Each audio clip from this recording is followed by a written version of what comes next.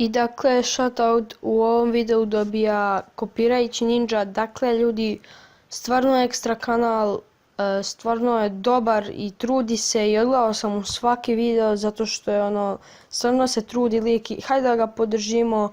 Dakle, ostavite svi subscribe, dakle nije mi tražio shoutout, već sam sam video koliko se trudi i eto, svi mu ostavite subscribe.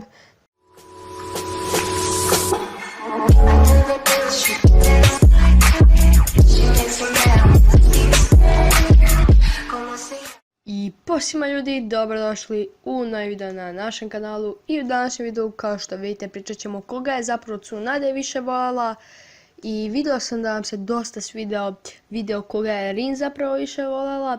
Tako da eto, odlučio sam da napravim drugi deo i hajde da u ovom videu probamo 25 lajkova.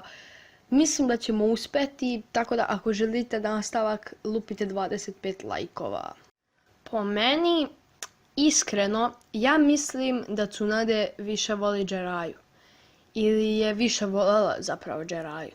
Iz jednog jedinog razloga. Pa taj razlog je zato što je Jiraiya uvijek bio tu za nju, dok Orochimarua bukvalno ništa nije zanimalo. Da, Orochimaru se nije obazirao bukvalno na svoj tim, nije gledao nikog, bio je sam svoj, tako da E sad, ne može se reći da je imala simpatiju ili da je se neko sviđao od njih, pošto je imala momka. E sad, jedino možda kada su bili mali, pa je gajila malu simpatiju prema Jiraiyi. Ali možda i ne, pošto su se njih dvoje stalno svađali. Ali znate li onu izreku, ko se tuče, taj se voli. I ljudi, moje konačno mišljenje je da je Tsunade više voljela Jiraiyu iz navedenog primjera.